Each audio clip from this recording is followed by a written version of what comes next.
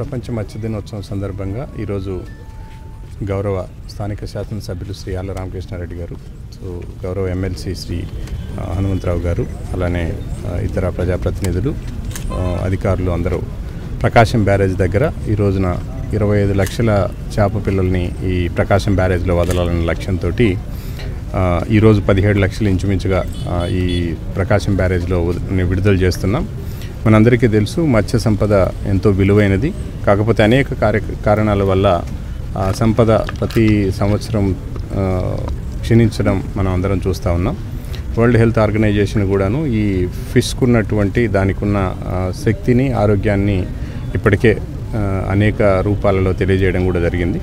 ఇప్పుడు మనకి ప్రస్తుతం ఉన్న గుంటూరు జిల్లాకి సముద్ర తీరం లేకపోవడం వల్ల ఉన్నటువంటి ప్రధానమైన వనరు చేపలకు సంబంధించి ప్రకాశం బ్యారేజీ కృష్ణానది కాబట్టి దీన్ని పోయిన సంవత్సరం కూడా ఇక్కడ దాదాపుగా 25 లక్షల చేప పిల్లల్ని మనం వదిలాం.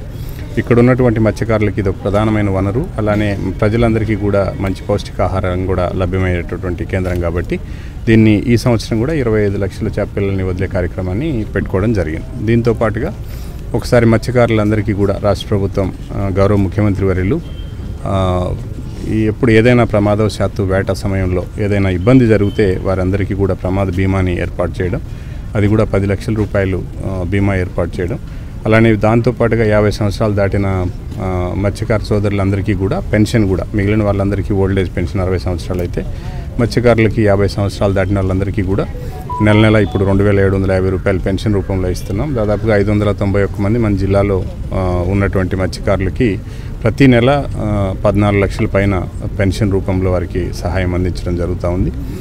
దీంతో పాటుగా ఇతరత్ర ఇంకా సముద్రం మీదకి ఎవరైనా వెళ్ళే వాళ్ళు ఉంటే వారికి మత్స్యకార భరోసా, అలానే డీజిల్ సబ్సిడీ ఇలాంటి కార్యక్రమాలన్నీ కూడా ఇచ్చి మత్స్యకార సోదరుల్ని ప్రభుత్వం ఆర్థికంగా ఆదుకునే ప్రయత్నం చేస్తూనే ఉంది.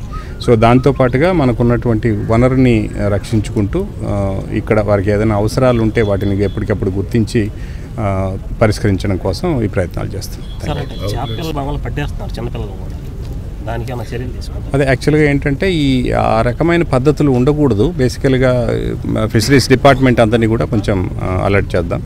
ఇప్పుడు మనకి ఫిషరీస్ డెవలప్మెంట్ ఆఫీసర్స్ కానీ, అసిస్టెంట్ డైరెక్టర్ ఫిషరీస్ కానీ, ముఖ్యంగా ఇవి 25 లక్షల చేపలను మనం వదిలినప్పుడు ఇది మంచి వాతావరణము, మంచి ఇంతకన్నా మంచి వనరు ఉండదు కాబట్టి ఇక్కడ వాటిని వృద్ధి చెందిన తర్వాత తీసుకుంటే వాటికి మత్స్యకారులకి మంచి ఆదాయం ఉంటుంది, అట్లానే అది మంచి ఫుడ్గా కూడా ఉంటుంది.